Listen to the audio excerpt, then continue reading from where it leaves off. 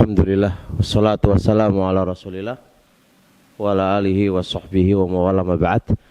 Monggo yang di belakang maju Pak. Oh, yang sakit pinggang gak apa-apa, yang muda-muda itu loh. Monggo. Ya, monggo yang muda-muda ya. Baik. Teman-teman semuanya, malam ini insya Allah kita ngaji sebuah tema yang amat bagus, yaitu membahas apa saja yang menyebabkan runtuhnya persahabatan. Apa saja yang menyebabkan runtuhnya persahabatan. Teman-teman semuanya, membangun persahabatan itu susah. Terkadang ada orang yang sudah bersahabat sampai puluhan tahun, ya Pak ya. Terus ada masalah dikit dari urusan dunia menjadi hancur. Saya bisa gambarkan kayak kita membangun rumah. Rumah kita bangun dari uang yang tidak mudah mendapatkannya. Dibangun dari pondasi, kemudian seterusnya. Luar biasalah, jerih payah, susah kita membangun rumah tadi. Setelah terbangun dengan baik, ternyata rumah itu runtuh, hancur Pak. Terkadang kita nggak tahu apa penyebabnya. Saya yakin jenengan nangis, bapak nangis. Kenapa rumahku hancur? Tapi dalam syariat runtuhnya persahabatan itu lebih mulia ketimbang runtuhnya rumah Pak. Runtuhnya rumah itu nggak berefek apa-apa. Tapi runtuhnya persahabatan itu yang berefek sampai ke kuburan kita dan sampai ke akhirat kita. Nah, izinkan saya menulis buku ini. Alhamdulillah saya nulis buku ini dan masih di PDF. Saat kami umroh, saya sempatkan menulis buku tentang apa saja yang menyebabkan runtuhnya persahabatan. Pembahasan ini yang saya tulis ini, saya titik beratkan kepada masalah pribadi dan masalah dunia. Adapun urusan masalah agama, beda babnya, beda akidah, kita nggak bersahabat itu wajar Pak. Memang ada syariatnya kan gitu Pak ya. Tapi beda agama yang bener tapi ya, ojo agama-agamaan gitu kan. Tapi ini masalahnya yang meruntuhkan persahabatan kita itu bukan urusan agama. Pada dasarnya urusan pribadi lalu ditunggangi dengan urusan agama. Jadi agama itu penunggangan aja. Tapi pada intinya adalah masalah apa? Pribadi atau masalah dunia. Dan ini bahaya banget. Ini bahaya banget.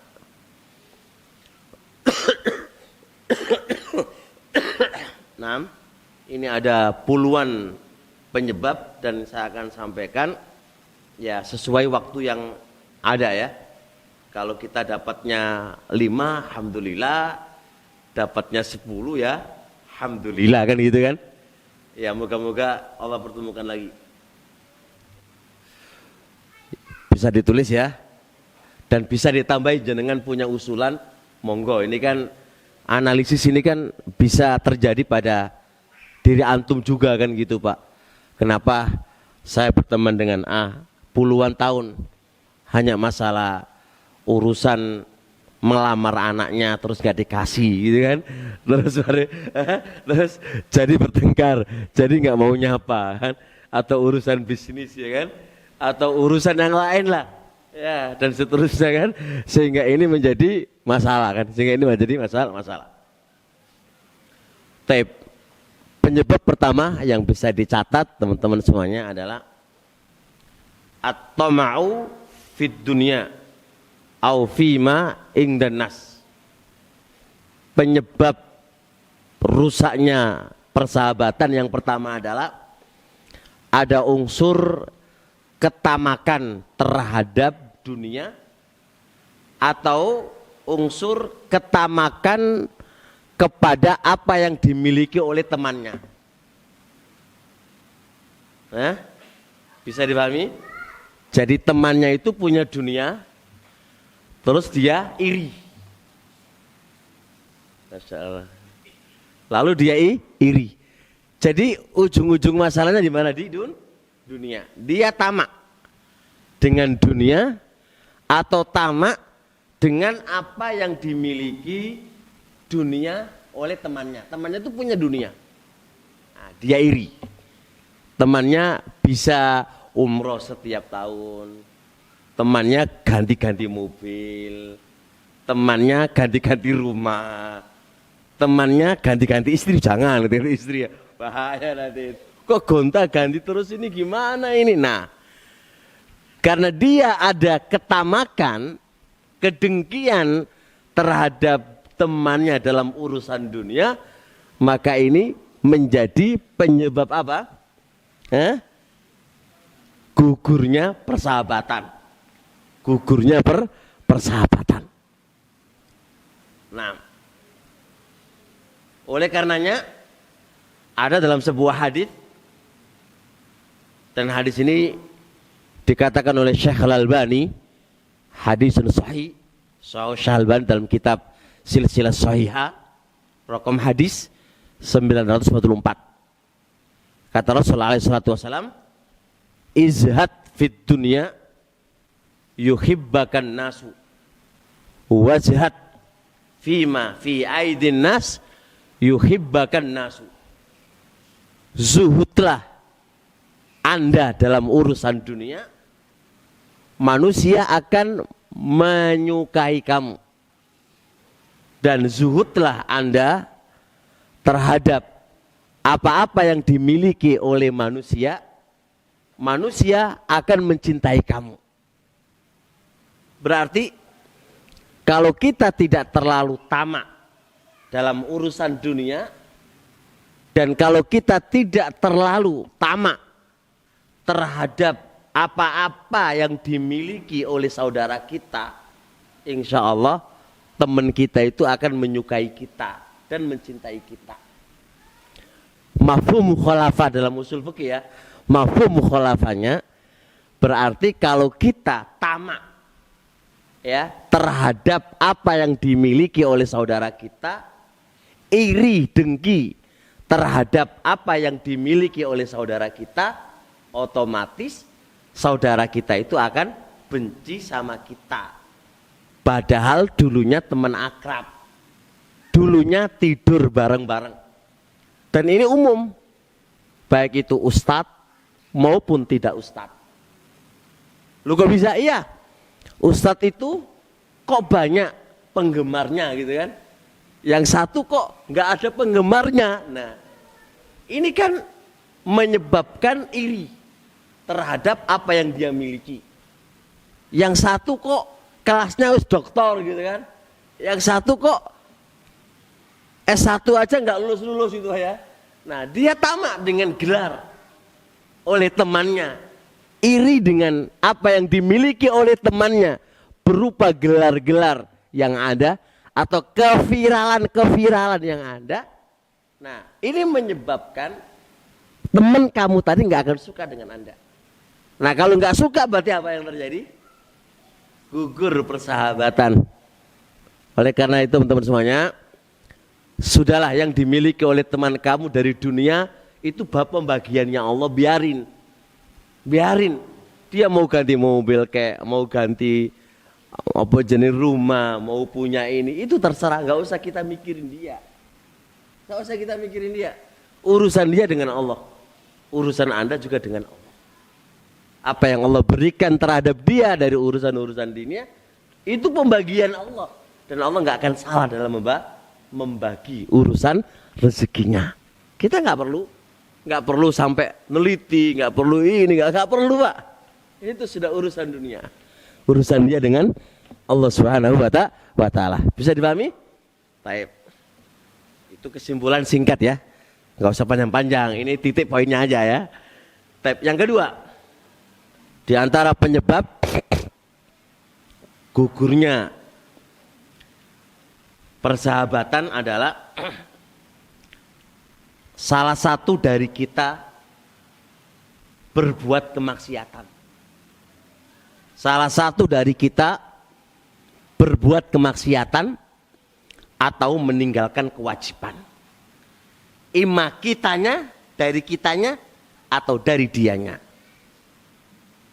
Contohnya kayak, misal contoh, kita ini sama Pak Badrimin, Ustadz Badrimin ini kan. Contoh gampangannya kan gitu kan.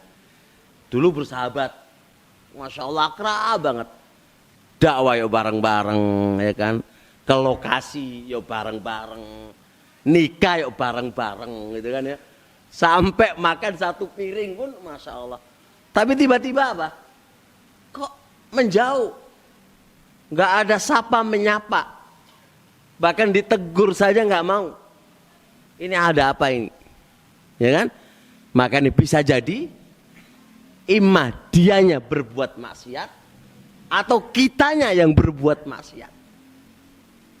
Sehingga yang awalnya saling cinta mencintai menjadi jauh dan Allah menjauhkan dari keduanya. Perhatikan sebuah hadis dari Anas bin Malik radhiyallahu taala anhu, dan hadis ini dikatakan oleh Syekh Al-Albani hadisun sahih, diriwayatkan oleh Imam Al-Bukhari dalam kitab Adabil Mufrad, raqam hadis 401. Kata Rasulullah sallallahu alaihi wasallam, "Ma tawadda isnani fillahi." Dua orang saling mencintai karena Allah. Dua orang saling mencintai karena Allah. Bayangkan ya. Dua orang saling mencintai karena Allah. Bukan karena dunia Pak, karena Allah Pak. Fayufarriqu bainahuma. Lalu Allah memisahkan, memecah belah. Maka Allah memecah belah di antara keduanya. Kenapa Allah pecah belahkan? Kenapa Allah cabut rasa cinta itu? Bidzan bin yuhdithuhu ahaduhuma. Disebabkan dosa yang dilakukan oleh salah satu dari keduanya. Ini menunjukkan apa? Sebab dosa yang dilakukan oleh salah satu dari keduanya menyebabkan apa? Dicabutnya rasa apa? Rasa cinta. Ini terjadi dalam rumah tangga. Perlu dikoreksi ya. Perlu dikoreksi. Saya nulis buku tentang 30 atau 30 kaidah dalam berumah tangga supaya harmonis. Saya tulis di kaidah pertama, kalau pengen harmonis, terjalin mawaddah warahmah, maka harus masing-masing suami istri membangun rumah tangganya di atas ketaatan. Kalau enggak mungkin akan terjalin mawaddah warahmah. Maka dulunya suami istri itu saling mencintai, Masya Allah Pak. Kangen itu luar biasa kan? Kangen luar biasa. Kangen ya. Kangen luar biasa. Istilah mereka tua-tua sudah nggak kangen, itu keliru. Keliru. Seharusnya tambah tua tambah kangen. Tambah lama kan, tambah lama. Sudah membangun rumah tangganya, semakin lama, semakin tua, semakin rindu dan kangen dan semakin cinta kan begitu. Tapi semakin ke belakang, kok rasa cinta itu kok hilang ya? Kenapa itu masalahnya? Maka masalah pertama yang harus dikoreksi adalah ketaatan kalian berdua kepada Allah. Karena penyebab tidak ada kerinduan, penyebab hilangnya rasa cinta dari kedua belah pihak, pertama kalinya adalah maksiat kita kepada Allah Subhanahu wa ta'ala. Bukankah yang menanamkan rasa cinta dan rasa kasih sayang adalah Allah? Dan Allah juga punya hak untuk mencabutnya, ya kan? Sebagaimana Allah juga punya hak menanamkannya, dan Allah juga punya hak untuk mencabutnya. Maka teman-teman semuanya, jikalau kita ingin langgeng persahabatan kita, persaudaraan kita karena Allah, maka wajib antar satu dari keduanya membangun kehidupannya, rumah tangganya harus di atas ketaatan dia kepada Allah Subhanahu wa ta'ala. Berkata Hakim, disebutkan dalam kitab Adabud Dunya Waddin, halaman 168.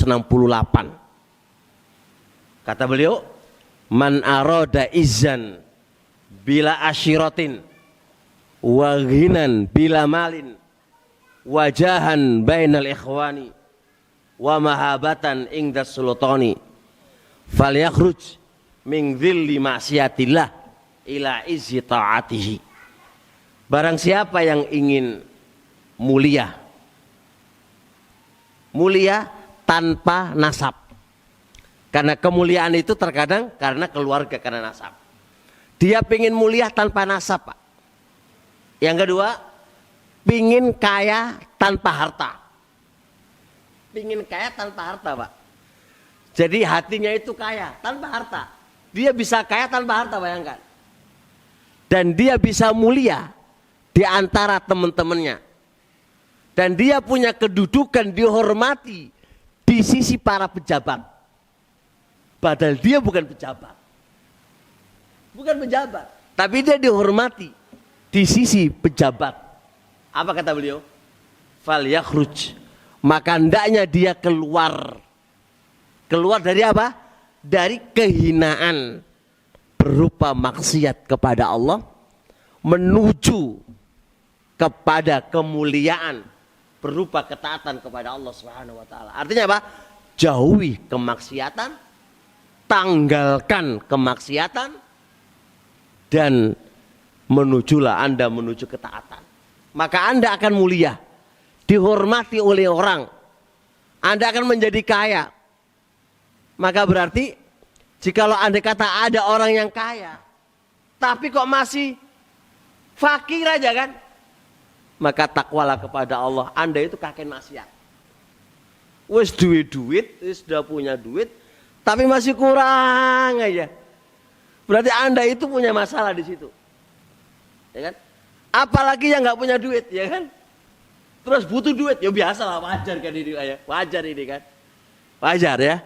Tapi bagi orang yang pingin kaya tapi nggak punya duit, pingin mulia tapi tanpa nasab, kayaknya mustahil, Pak ya? Enggak ada kata mustahil, Pak. Ketakwaan, ketaatan akan menjadikan Anda mulia. Ketaatan akan menjadikan Anda kaya. Lah, maksud dari ini apa? Ayo teman-teman semuanya, kita jauhi maksiat kepada Allah Subhanahu wa ta'ala. Baik maksiat berupa lisan, gibahin orang, namimai orang, menghancurkan martabatnya orang. Kita jauhi semuanya itu, dan kita menuju kepada ketaatan kita kepada Allah Subhanahu wa ta'ala. Taib. Selanjutnya yang ketiga, saya ringkas saja. Adamu iltizamil adab fil hadis. Di antara penyebab rusaknya persahabatan itu adalah masing-masing dari kita tidak memiliki adab sopan santun ketika berbicara. Berbicara kepada orang. Ini sering tersinggung, Pak. Orang itu sering tersinggung dengan apa? Ucapan kita. Makanya kata Allah, wa qulu linnasi husna. Berkatalah kepada manusia dengan ucapan yang baik. Ayat ini itu sebelum ayat ini ada pembahasan tentang jangan sampai Anda tertipu daya dengan syaitan. Syaitan itu tipu daya yang paling terbesar yang bisa menghancurkan antara kita itu melalui lisan, Pak, melalui ucapan. Berapa banyak orang itu tersinggung gara-gara ucapan kita. Berapa banyak orang itu menjadi pembunuh gara-gara ucapan kita. Berapa banyak orang itu melampaui batas menganiaya Anda karena ucapan Anda.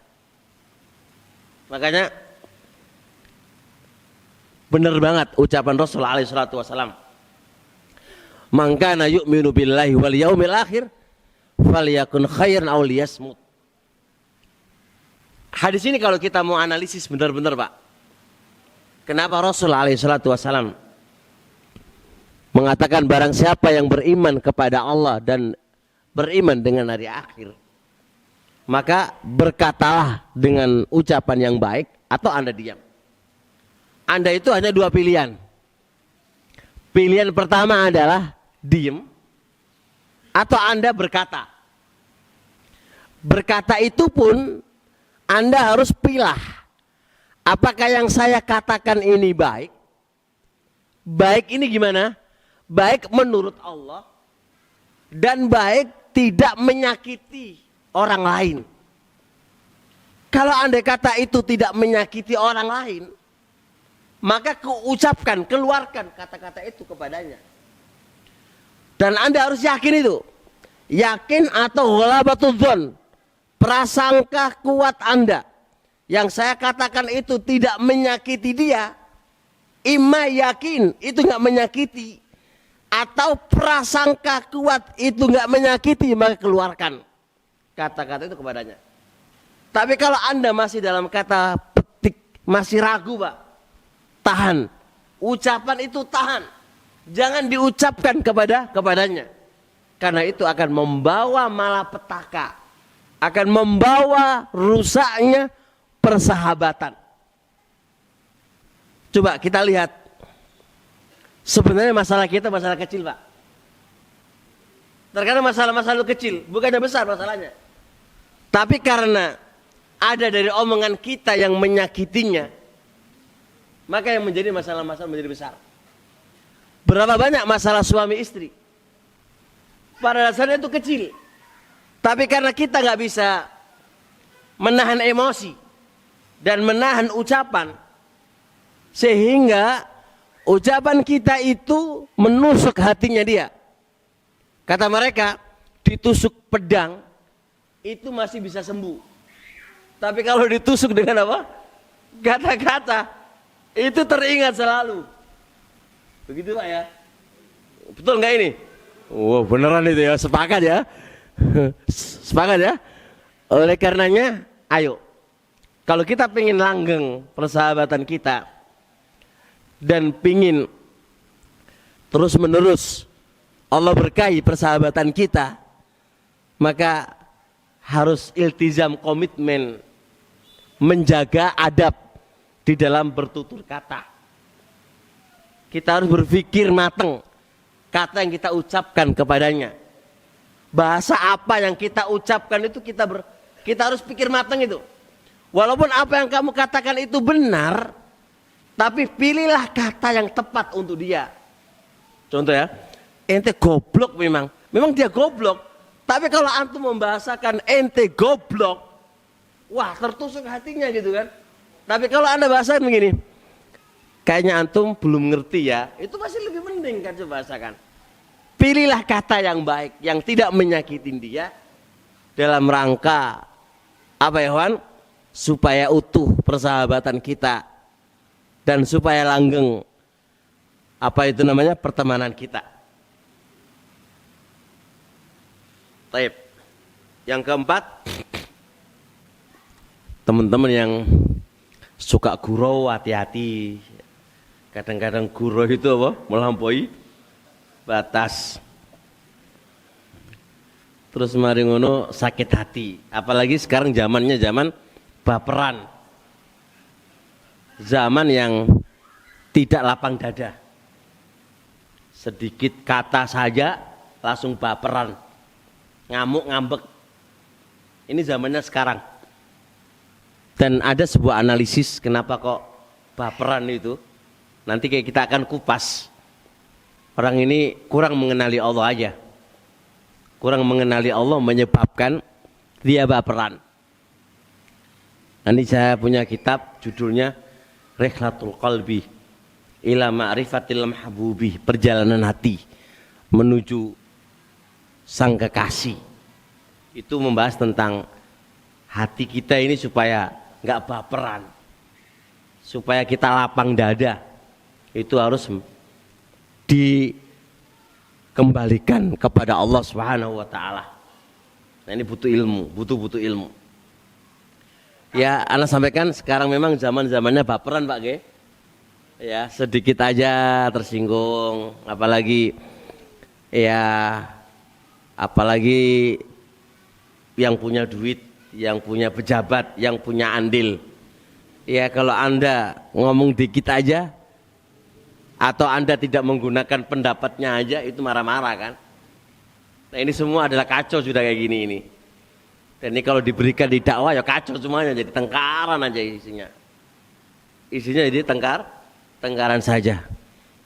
Padahal umurnya di atas 40. Logikanya begini, Pak. Ini logika ya, logika yang saya baca di kitab-kitab itu. Orang itu akan menjadi dewasa itu dengan dua hal. Ilmu dan umur. Harusnya semakin ngaji ke belakang itu semakin rajin ngaji. Harusnya hilang bapernya, Pak. Karena dia mengedepankan ilmunya. Tapi ngaji ini suwe, bapernya tambah naik. Itu ngaji ini piye? Podo karo ngombe obat. Ngombe obat, setiap hari ngombe obat, tapi tidak memberikan efek, memberikan apa? Memberikan hasil dari penyakit yang dia derita. Berarti sing salah apane iki? Obatnya apa wonge iki? Ini satu. Yang kedua umur. Kita semuanya udah di atas 40. Umur itu tidaklah naik dari umur ke umur. Kecuali naiknya itu penuh dengan tantangan. Penuh dengan penderitaan. Penuh dengan cobaan, Pak. Orang kayak naik sabuk dalam sebuah persilatan kan. Itu naik sabuk itu butuh apa? Butuh ujian kan, Pak. Tapi awan dhewe iki wis diuji kok sek baperan ae wis piye iki berarti. Masalahnya di mana ini? Jadi umur nambah, yuk tidak menjadikan kita dewasa. Belajar setiap hari, yuk nggak menjadikan kita dewasa. Terus apa ini berarti ini? Hah? Berarti apa masalahnya ini? Aduh, ini butuh diteliti ini ya. Ada apa ini berarti? Seharusnya kita yang di atas 40 ini memikirkan kedewasaan, memikirkan kemaslahatan. Tidak semua ucapan orang kita ladeni, kita masukkan ke dalam hati, ya kan? Memberikan udzur kepada dia itu terbaik bagi kita daripada sakit hati kan gitu. Kadang-kadang kita enggak memberikan udzur, pokoknya ditelan mentah-mentah. Berarti itu menunjukkan Anda tidak dewasa. Jelas insya Allah. Tapi kita nggak bahas ini Pak ya. Ini kayak Anda nyebutkin zaman kita di zaman baperan gitu ya. Makanya hati-hati dalam berbicara. Hati-hati dalam berbicara. Penyebab yang keempat, burudul atifah. Burudul atifah itu artinya persahabatan tidak diiringi dengan rasa rindu, tidak diiringi dengan rasa cinta. Itu namanya apa? Persahabatan yang hampa. Sama aja kalau kita berteman ya, bersahabat ya. Coba kita ayo koreksi masing-masing. Jenengan berteman gak sama Ustadz Badrimin ini? Langsung koreksi dalam dirimu. Kira-kira ada kangen gak sama Badrimin? Kalau sampai gak ada kata enggak, berarti persahabatan bohongan. Itu namanya burudul atifah. Dingin Pak, dingin. Dingin perasaan. Sama aja dengan suami istri. Suami istri, ya kan? Ini satu keluarga, bertemu setiap hari, bercakap setiap hari, ngobrol setiap hari, tapi nggak ada perasaan cinta, rindu. Saya nggak ada. Nggak lama Pak, akan terjadi perceraian itu. Berarti ada masalah itu. Sama aja dalam kita persahabatan. Kalau persahabatan nggak ada kangen-kangenan, nggak ada rasa cinta, nggak ada rasa sayang, nggak ada rasa rindu. Persahabatan yang semisal ini adalah persahabatan yang hampa. Dan sebentar lagi tidak akan langgeng kayak semisal ini Pak.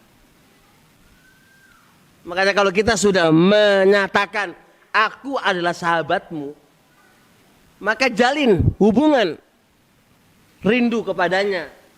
Ucapkan aku rindu kepadanya. Ucapkan aku cinta kepada kamu karena Allah. Jangan kau dingin aja. Kayak suami istri, istri diapain?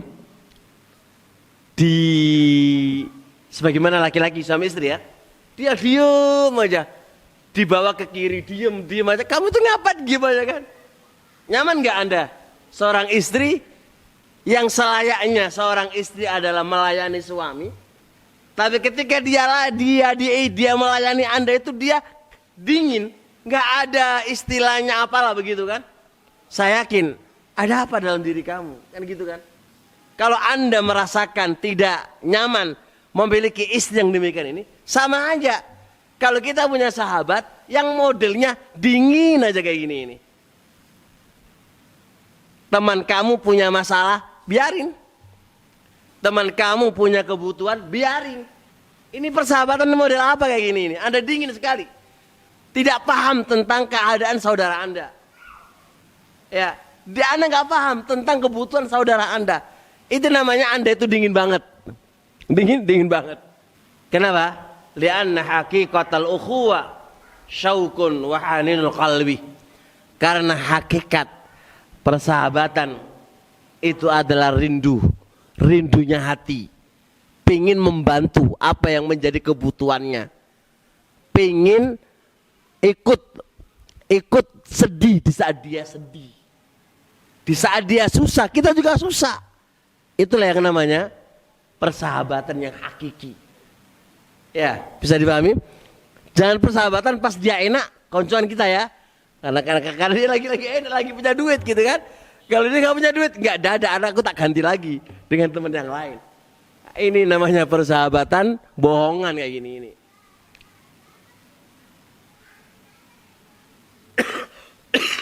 Nah, oleh karenanya Umar ibn Khattab radhiyallahu ta'ala mengatakan begini, liqa'ul ikhwani jala'ul akhzani. Bertemu dengan saudara-saudara itu menghilangkan kesedihan. Ini manakala persahabatan dibangun di atas apa? Di atas rasa rindu. Dibangun di atas rasa cinta. Dibangun di atas pengen membantu apa yang menjadi kekurangannya. Maka ini menghilangkan kesedihan. Sekarang enggak, bertemu sama teman bukan menghilangkan kesedihan, menambah. Ya apa enggak? Umar dulu bilang apa? Bertemu dengan teman itu menghilangkan kesedihan. Kalau sekarang apa? Bertemu sama teman menambah penderitaannya apa ya? Iya apa enggak? Iya benar. Enggak semuanya ya. Saya baca kitab Rawdatul Uqala tentang persahabatan yang hakiki, Pak. Sebenarnya persahabatan yang hakiki itu bisa mengalahkan istri dan anak-anak. Justru bertemu dengan mereka itu justru lebih membahagiakan ketimbang ketemu sama istri dan anak. Kok bisa, Pak? Karena ketemu dengan anak dan istri pasti yang dibahas apa? Duit dan nafkah, ya para? Ya para? Mas, duitnya kurang. Iki beras larang iki. Pempes sing sentek. Justru menambah kesedihan itu kan. Nah, berbeda dengan bertemu dengan teman-temannya. Yang dibahas bukan itunya, tapi membahagiakan dia. Makanya sampai keluar bahasa itu, Pak. Bertemu dengan ikhwan itu lebih membahagiakan ketimbang bertemu dengan anak dan istri. Dijelaskan apa? Karena bertemu dengan ikhwan itu membangkitkan kesemangatan dalam kehidupan. Berbeda dengan ketemu dengan anak dan istri. Di sini disambatin tok. Nah, jadilah temennya kayak gini. Saudara Anda itu sedih, dengan Anda menjadi bahagia. Dia punya masalah, bertemu dengan Anda terselesaikan masalahnya. Jangan menambahi masalah. Jangan menambahi masalah. Itulah persahabatan yang hakiki. Bahkan saking bahagianya dengan teman-temannya itu sampai sebagian para salaf itu mengatakan begini, inna dzubaba la yaqa'u ala sadiqi fayashuqu alayya. Sungguh lalat itu mencelok ya, hinggap di temanku, maka itu memberatkan kepada diriku. Artinya lalat hinggap di temannya saja itu menjadi dia itu berat. Itulah hakikat persahabatan. Jangan saudaranya punya masalah, biarin. Itu masa lalu. Kan itu kan? Itu persahabatan macam kayak apa begitu? Kita lihat saja persahabatan kayak gini ini telah dipraktekkan oleh para sahabat Nabi. Dalam hadis Bukhari Muslim, riwayat Anas bin Malik, kasus Abdurrahman bin Auf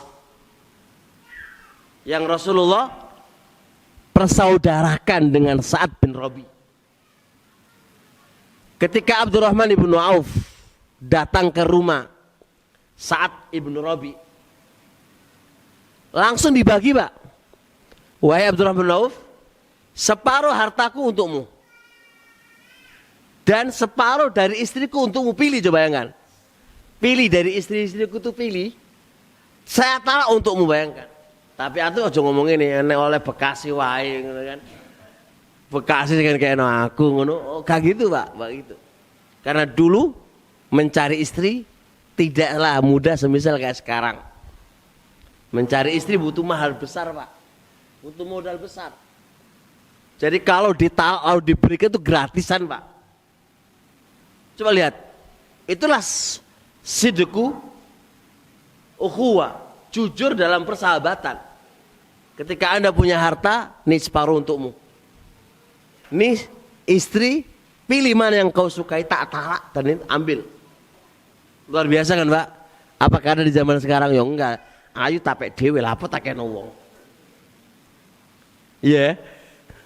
Yeah. Terusnya penyebab runtuhnya persahabatan yang keempat.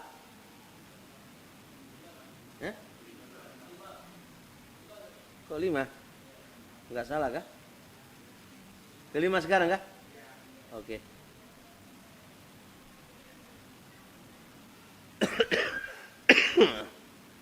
Al-i'tidadu bir-ra'yi wa dhayqus sadri an sama'in nuski awil iktirahati. Merasa paling benar pendapatnya dan hatinya itu sempit manakala mendengar nasihat dan mendengar usulan orang lain. Ini persahabatan model gini bisa langgeng, Pak. Dia paling menang kalau punya pendapat, dia harus jalan, nggak bisa dibantah, ya, nggak bisa dibantah. Kira-kira Anda punya teman kayak gini lama nggak? Hah? Lama nggak? Nggak bakal bisa lama, Pak. Itulah PNID itu. Kalau dia punya pendapat harus jalan, nggak bisa diotak-atik. Dikasih masukan nggak mau nerima, dikasih nasihat nggak mau menerima. Pokoknya aku yang benar. Sudah adzan ya, cukup dulu insya Allah. Ada 2 pertanyaan yang masuk. Pertama, apakah suami yang jarang memberikan nafkah batin kepada istrinya sudah melakukan kezaliman, dan apakah suaminya berdosa? Perhatikan pertanyaannya. Apakah suami yang jarang memberikan nafkah batin kepada istrinya sudah melakukan kezaliman, dan apakah suaminya berdosa? Teman-teman semuanya, ada 3 pendapat di dalam bab ini. Apa itu? Berapa maksimal seorang suami menyalurkan seksnya, menyalurkan nafkah batinnya kepada istrinya dalam per 1 bulan. Ibnu Hazm berpendapat kewajiban suami terhadap istrinya itu hanya sekali dalam 1 bulan. Dan itu kapan? Ketika selesai dari haidnya. Paham ya? Ini pendapat pertama. Pendapat yang kedua, ada yang mengatakan batas minimalnya itu adalah 3 kali dalam 1 bulan. Pendapat yang ketiga, inilah pendapat yang paling kuat, sesuai kebutuhan. Dan ini yang paling tepat. Sesuai kebutuhan dari kedua belah pihak, baik kepada suami dan baik kepada istri. Dan ini yang dikuatkan oleh Syekhul Islam Ibnu Taimiyah dalam kitab Majmu' Fatawanya. Kenapa ini pendapat yang paling kuat? Dikarenakan tujuan dalam pernikahan itu apa? Menjaga kehormatan. Ketika seorang istri pengen kemudian tidak direspon oleh suaminya, dan ini bisa menyebabkan istrinya akan berzina dengan orang lain, maka berarti apa? Yang dosa siapa? Suaminya. Kan gitu. Tapi kalau si suami itu, si istri itu terlalu hyper ya, hipersek, sedangkan suaminya nggak mampu, maka wajib bagi suami mentalaknya dan disuruh cari yang lain. Karena apa? Karena dia tidak mampu untuk menjaga kehormatannya. Maka dengan dia mencari yang lain, maka bisa tersalurkan syahwatnya. Maka kesimpulannya apa? Kesimpulannya adalah bahasa seorang suami mendolimi kepada istrinya masih dalam kata tanda kutip dengan rincian yang saya jelaskan tadi. Kapan dikatakan mendolimi? Dalam artian si istri pengen dan pengennya itu akan membawa kepada apa? Perbuatan zina. Kalau tidak tersalurkan, maka kasus semisal ini si suami dikatakan mendolimi dan dia berbuat dosa karena begitu.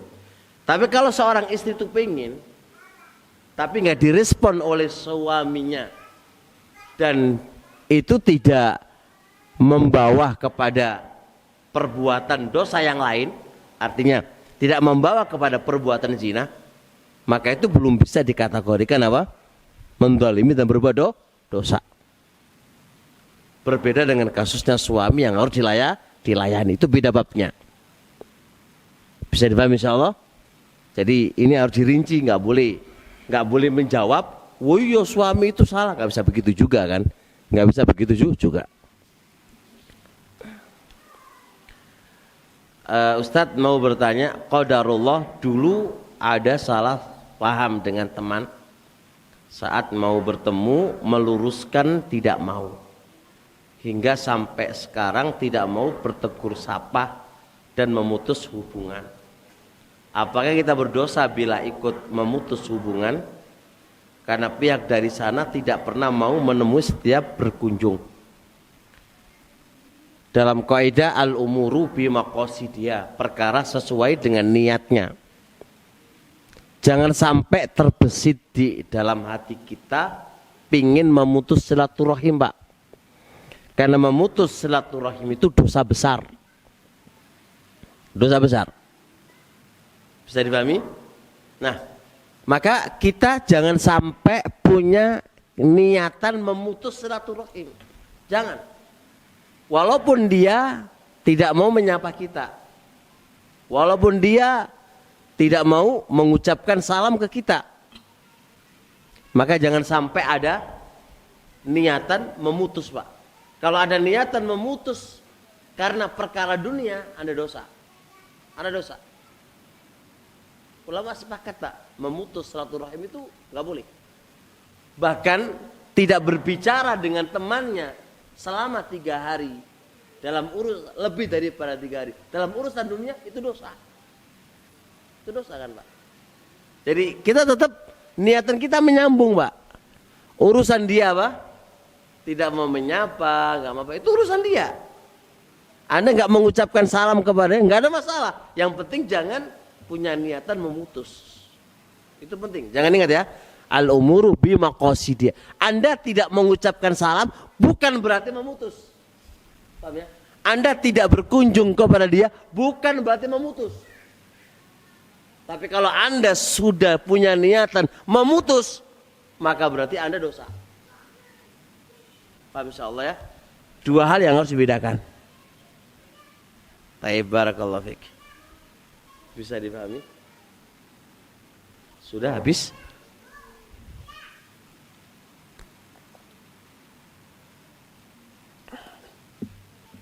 Habis ya, nggak ada pertanyaan lagi?